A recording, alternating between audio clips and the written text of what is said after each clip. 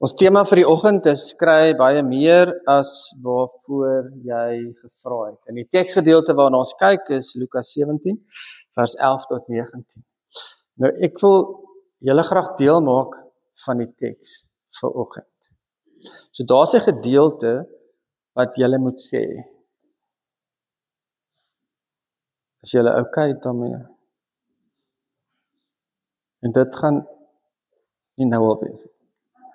Op sy reis na Jerusalem toe, het Jesus al met die grens tussen Samaria en Galilea langs gegaan. Net toe hy 'n sekere dorpie wou binnegaan, kom 10 melaatse mans hom tegemoet. Maar hulle bly op 'n afstand staan en roep hard.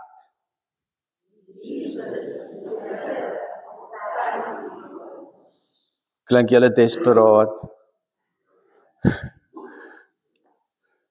Sit julle laaste hoop. Kom ons sê dit weer.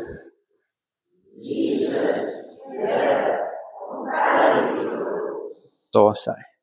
Terwyl hulle sien, sê hy, gaan wys julle vir die priesters en op pad daarheen het hulle gesond geword.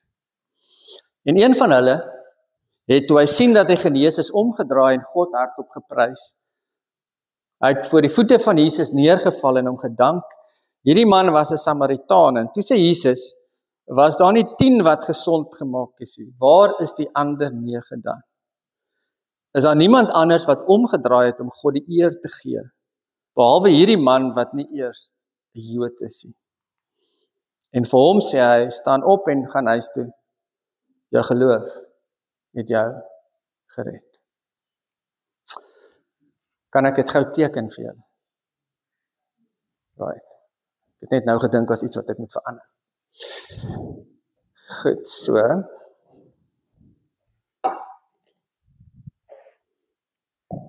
Jesus saam met die disippels is op pad, Galilea die kant, Samaria die kant, Galilea, wat die kant ook al.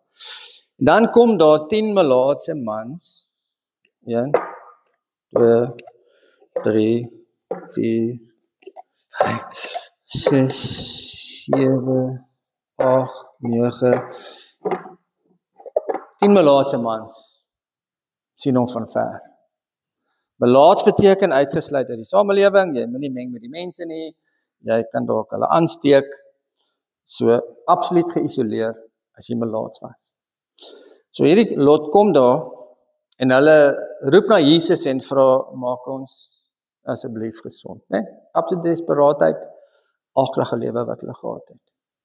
En dan sê Jesus vir hulle, gaan tempel toe, hulle kom nie nader nie, hy sê net, gaan tempel toe, en gaan wys hulle by die tempel, né? Want dit sou beteken dat die priester gaan na jou kyk, en sien jy is gesond, en hy verklaar jou rein, en jy is weer terug in die samelewing.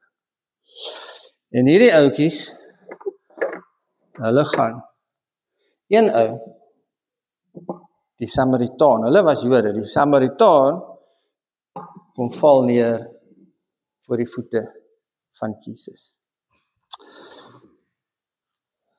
En dan vra Jesus, waar is die? Waar is hulle? Is dit net jy wat teruggekom het? En dan is daar dinge wat die Here vir hom sê. Gaan huis toe, en jy is gered. Kom ons sê iets net oor die genade van die Here. Want dit wat ons hier gesien het, in hierdie verhaal, is die genade van die Here. Die eerste is, dat die genade van die Here is onverdiend. Ek kan absoluut niks gee in ruil vir die Here se genade nie. Hierdie ouens het niks gehad nie. Totally down and out. Niks om vir die Here te bied nie. Maar hy maak gesond. Dis die genade van die Here. Die tweede oor die genade van die Here is dat dit wyd is. Die Jode het genade ontvang by die Here. En die Samaritaan het genade ontvang by die Here. En in hulle oë was hy hulle het hulle verag. Die Jode het die Samaritane absoluut verag vir verskillende historiese redes. So hierdie mense het van hierdie ou absoluut niks gedink het. Of so die Jode gevoel oor die Samaritane. So die genade van die Here is wyd. Die derde is dat die genade van die Here bewerk 'n dramatiese ommekeer. Fisies, emosioneel, sosiaal en geestelik. Wanneer ons die genade van die Here ontvang, dan verander alles met tyd in my lewe. Hulle lewens verander fisies, gesond, emosioneel, hulle loop nie meer met daai plakkaat voor onrein nie, sosiaal, hulle kan weer met mense begin meng en natuurlik kan hulle weer tempel toe gaan. Wat interessant is, nogal, is dat ons is baie keer baie bewus van hoe dat mense van mekaar verskil. Maar as die ellende dieselfde is, dan maak verskille nie meer saak nie. Dan het hierdie Samaritaan geloop saam met hierdie Jode. Swaar kry, lyding is 'n gemeene deler.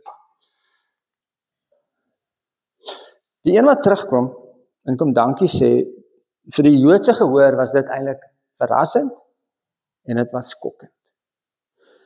Hulle het hierdie ouens so verag, hulle gesien as absolute, eintlik as afgodsdienaars. So vir hulle moes dit skokkend gewees het om te besef dat dit die Samaritaan is wat teruggaan en nie die Jode wat teruggaan nie.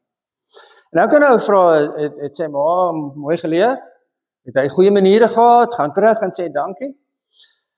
Hy's terug, nommer 1, omdat hy dankbaar was. Maar nommer 2, en dis die belangrike ding is, omdat hy die gewer van die wending in sy lewe, omdat hy die gewer erken het. Hy het besef, hy het diep binne geweet, dat dit die Here Jesus is, wat die verskil gemaak het. En daarom het hy, in die lys, hy het God hardop geprys, hy het voor die Here Jesus se voete neergeval, en hy het die Here gedank. En Jesus se woorde, hy gee, dit wat gebeur het, gee hy aan God die eer. Dis die Here, dankie Here. En wat was anders vir hom as vir die ander 9?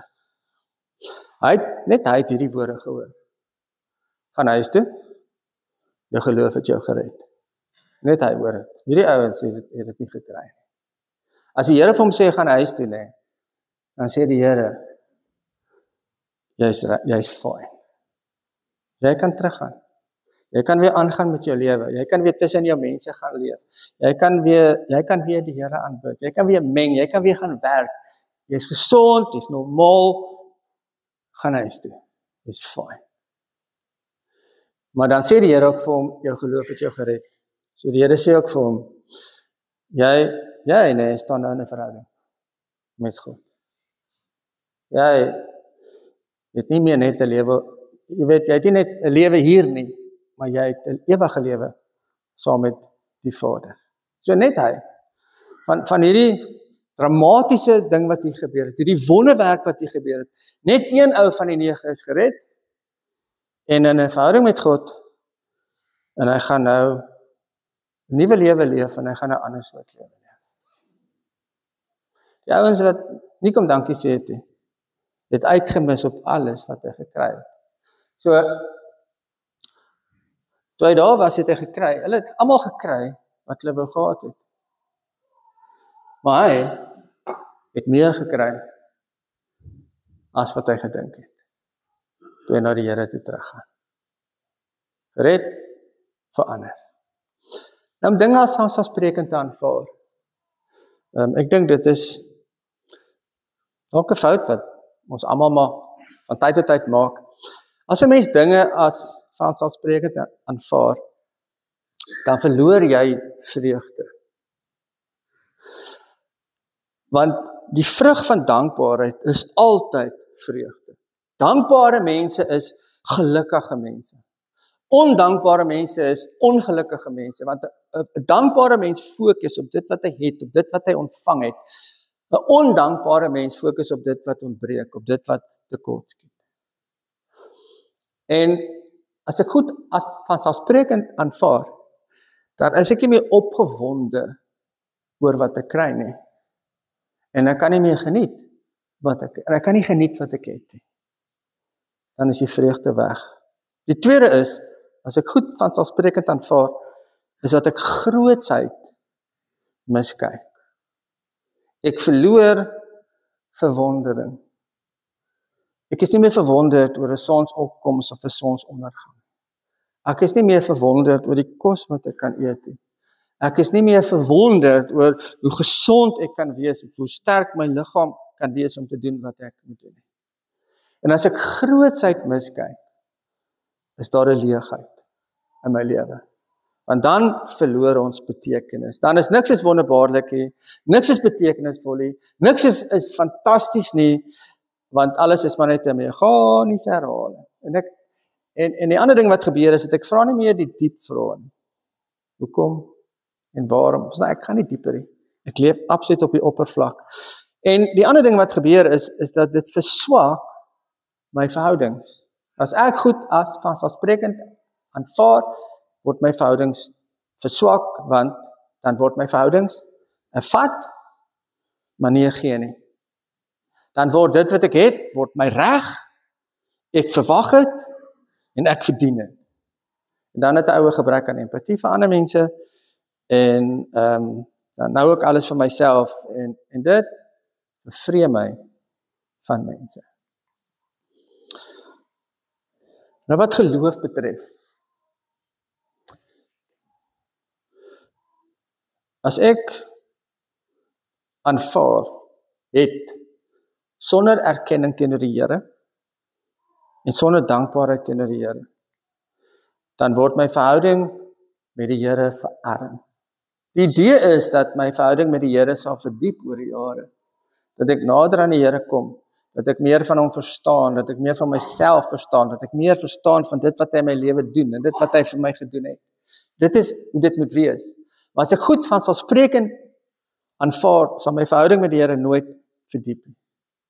Om verskillende redes. Die eerste is dat ek verloor my verwondering vir God. Ek kan nie meer na goed kyk en sê, kyk net wat het die Here gedoen. Ek verloor dit. Ek is dan nie meer opgewonde oor die Here nie. En dan sien ek God ook nie meer raak in die alledaagse nie. En ons is geestelik arm as ons God nie kan raak sien in die alledaagse nie. Dit maak my geestelik ongevoelig, want ek is nie ingestel op die Here nie. En dan leef ek minder afhanklik van die Here. Want ek moet dit net hê. Dit moet net daar wees. Dis net hoe dit hoort. Nie afhanklik van die Here nie, en dit beteken ook afstand in die verhouding. En dan word dit ook 'n geval van dat ek vat by God, maar ek gee nie vir God. En julle weet, enige verhouding tussen twee mense, geen verhouding gaan floreer en verdiep, as daar nie 'n vat en 'n gee is nie. 'n verhouding waarin iemand net vat en vat en vat, dis 'n verhouding wat sterf. En die interessante is, in my verhouding met die Here, werk dit ook so, dat wanneer ek net vat by die Here, maar ek gee nie vir die Here nie, dan vervlak my verhouding met die Here. Dan die tweede is, wanneer ek nie met erkenning teenoor die Here leef nie met dankbaarheid teenoor die Here leef nie, dan leef ek oppervlakkig en ek verarm. As mens verarm ek. Want ek mis die dieper geestelike realiteit. Onthou, as ek in afhanklikheid van die Here leef, is ek baie bewus van die Here. As ek dankbaar is teenoor die Here vir wat ek het, dan sien ek die Here in my lewe raak en die dinge wat ek het. Maar as ek nie so is nie, dan sien ek nie raak dat God werk in hierdie wêreld nie. Dan sien ek nie raak hoe dat God werk in my lewe nie. En ek mis die diepe redding. Die diepe redding is my karakter wat deur die Here getransformeer word. Die Here wat van my 'n nuwe mens maak, en die Here wat my help om 'n nuwe soort lewe te kan leef. En wanneer ek nie met erkenning teenoor die Here leef nie, wanneer ek nie dankbaar is teenoor die Here nie, dan mis ek dit. Dan vind die transformasie van karakter vind die plaas nie, en ek word 'n nuwe mens en ek leef nie 'n nuwe lewe nie. So onthou, ons kry baie meer as ons aan God die eer gee. As ons God hardop prys, as ons vir Jesus se voete neerval, en as ons Jesus dank. Hulle het gesond geraak. But that's it. Hy was 'n totale nuwe mens. Omdat hy teruggegaan het. So wat kan ons doen? Ons kan 'n daaglikse ritme ontwikkel. Waar ons in die eerste plek stop. Ons is besig. Ek het so 'n app wat so 'n Bybel app met 'n lied en dan 'n teks en 'n paar vrae oor die teks. En ek kom agter in myself baie keer. Nou die idee met die ding is dat jy stil sit en dat jy jou laat lei deur die stemme wat praat. En dan kom ek agter ek is haastig. Ons is nog hier by die lied, dan lees ek al die teks. En as hulle die teks lees, het ek al na die vrae gekyk. Dan sê ek vir myself, relax. Weet jy, julle dieselfde ervaring, want ons altyd iets wat jaag. Om net te stop en te kyk na wat ek het. En wat ek ontvang het van die Here. En om dan om te draai. En te doen wat hy gedoen het en neer te val voor die voete van Jesus. En om hom te prys daarvoor. En die vrug daarvan is dat my verhouding met die Here raak dieper en meer intiem